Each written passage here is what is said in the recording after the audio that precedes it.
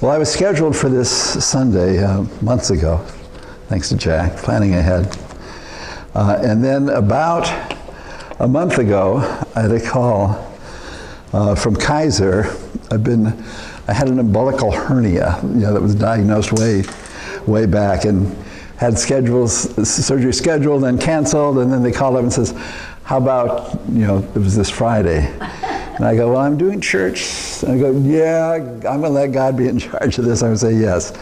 And so when I started planning my lesson, I thought it's going to be on healing. Yeah. And I thought about Myrtle Fillmore's healing. It was really the founding of Unity was Myrtle's healing. And here she was, a young mother of 3 boys, diagnosed with a terminal illness, given 6 months to live. And in the midst of that, there was a revelation that she had, and she was willing to see her body in a different way. And so it's really, Myrtle discovered and applied these healing principles that we can use. And there's a little article that she wrote called How I Found Health. And I've got a copy for each of you if you want to take one afterwards.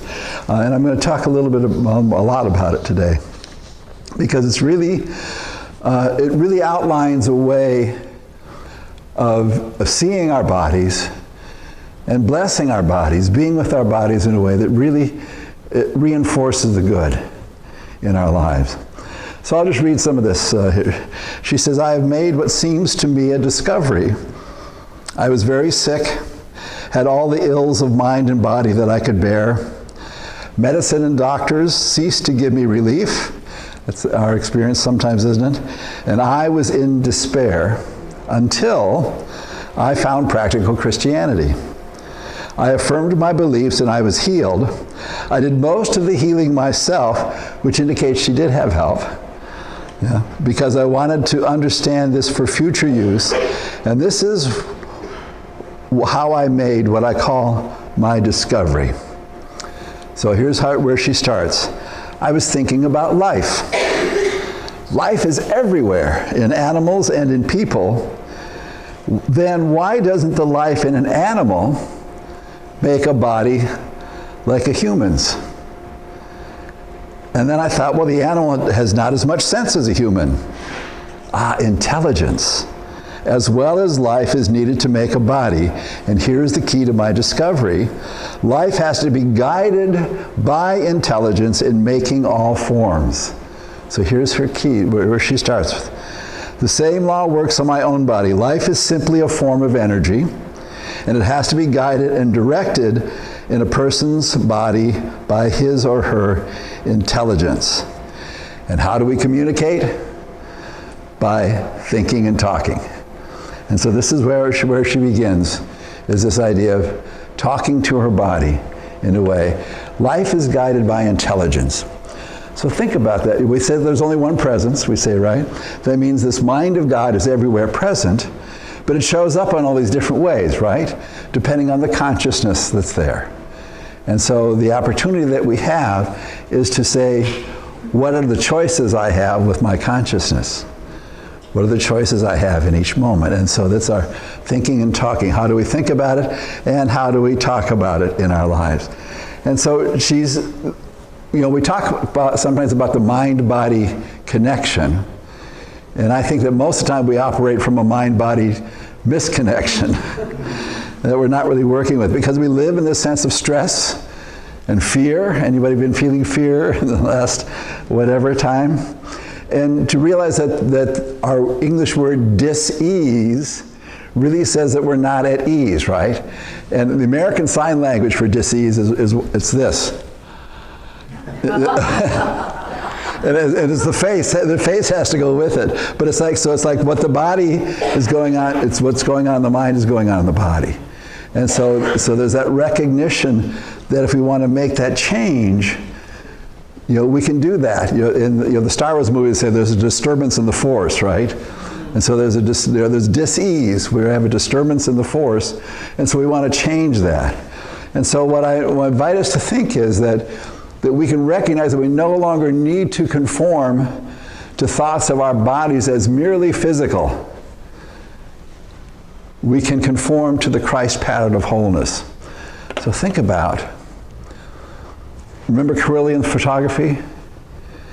When they would take a leaf and they would cut off part of the leaf and then take an energy picture, but there was still a part of a pattern that was there.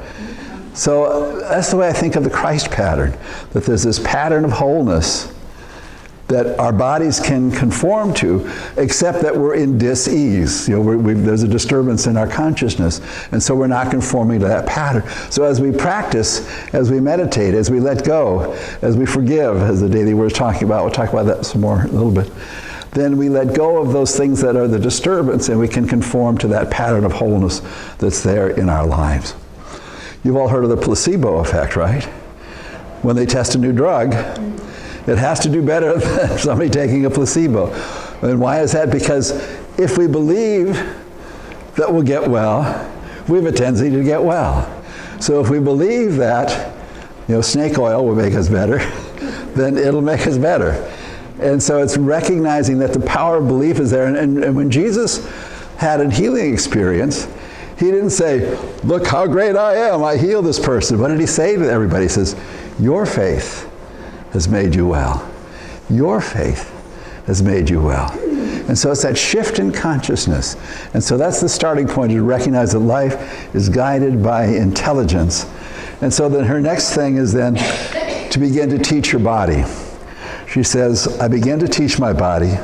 I told the life in my liver that it was not torpid or inert, but full of vigor and energy. I told the life of my stomach that it was not weak or inefficient, but energetic, strong, and intelligent. Now look at the pattern here. She's doing what we call denials and affirmations. She said, it's not this, it's this. It's not this, it's this. And so that's an indication, again, that we have stuff in consciousness that we need to release. Things that we hold, ideas that we thought about ourselves. And just think about, what are the things that people have told you about your body? What have you been telling yourself about your body? Oh, my aching back. Oh, my elbow. Oh, this, oh, that.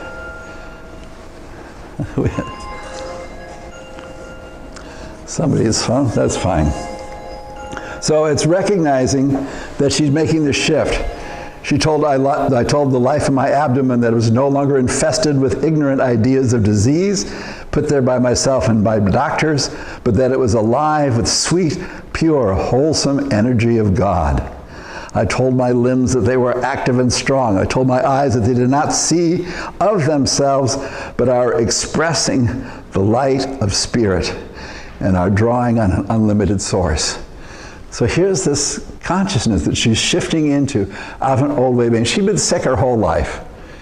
And so this for her was a revelation that she could have a different experience in her life. And if we think of this way, that there's this Christ pattern of wholeness. And there's this interesting story in the Old Testament in 1 Kings of Elijah, one of the prophets. And he had been visiting this family and blessed them so they had a son. And he came later when the son was grown, and the son was dying. And by the time he got there, the son was dead. And what he did is, it describes this, it says that they had them take the body up to an upper room, and that he said he laid himself on top and breathed on the form. So it sounds like artificial respiration. But he did that 3 times.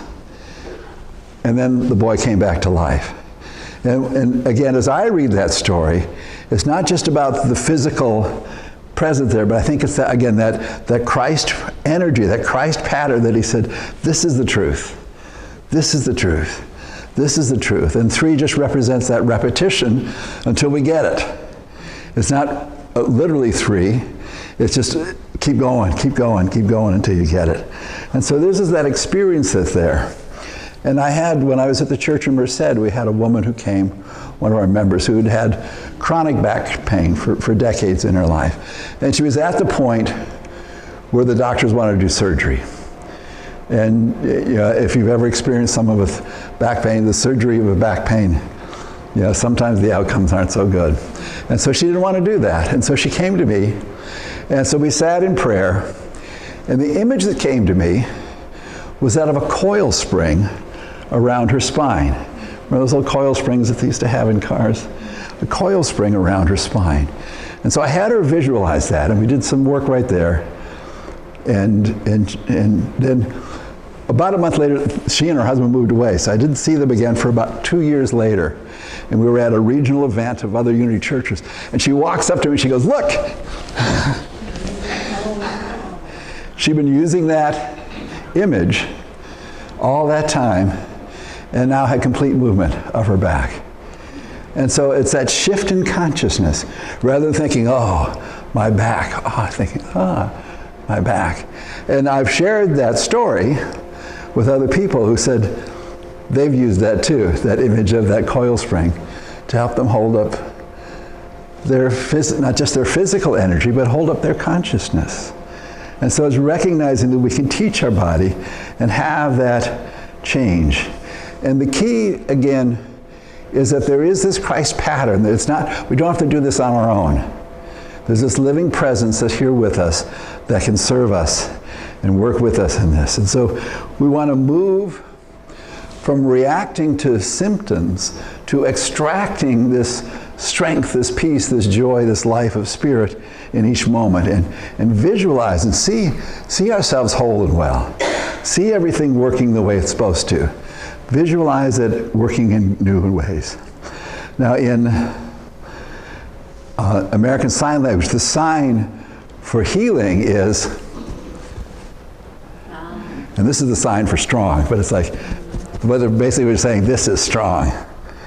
This is strong. So I just invite you to think about some aspect of your body that you've had a story about that's less than whole.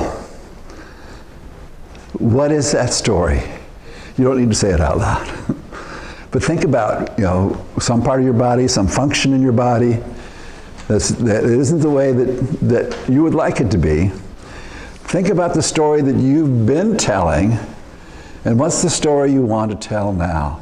What's the story of wholeness, of strength, of clarity, of energy, of vitality, of vigor? And pick out those words and just practice them in your mind again and again. One of the challenges in being ready for today after surgery on Friday is having that sense of energy. And yesterday I was coughing. Not a coughing here, but a coughing down, where it's like this is. And so I've been using mighty currents of God's healing love flow through me now. And as long as I keep that pretty close in consciousness, I'm not coughing. So again, I'm holding to that truth. Mighty currents of God's healing love flow through me now. Flow through me now. And so it's recognize that we can have that for ourselves right where we are. So knowing that life in our body is guided by intelligence, we can teach our body. The next thing she talks about in here is forgiveness. She says, "I went to all the life centers in my body and spoke words of truth to them, words of strength and power. I asked their forgiveness for the foolish, ignorant course that I had pursued in the past when I had condemned them and called them weak, inefficient, and diseased." And then she has another section in here. She says, "I also saw that I was using the life of the Father, the life of God, in thinking thoughts and speaking words, and I had become very watchful for what I said." And so she says, "I asked the Father to forgive me for holding his life into my body and using it so wastefully." Isn't that an interesting way of putting it? I promised him that I would never, never again retard the free flow of that life through my body and my mind by any false word or thought, that I'd always bless it and encourage it. So here's the stand, is owning that, okay, I had thoughts that haven't been helpful. And again, part of this is recognizing that we live in a thought system, our culture, and aspects of our family too, that have not helped us.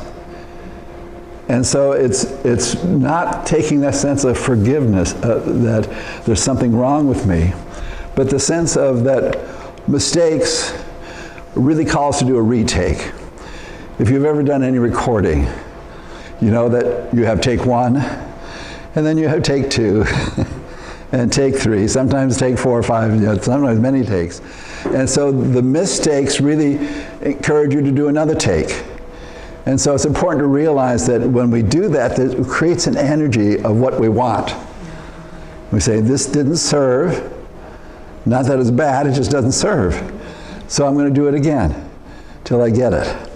I've shared before how Charles Fillmore, one place, wrote that we have to do an affirmation 2,500 times for it to be effective. And again, that's just symbolic of what does it take to shift our consciousness.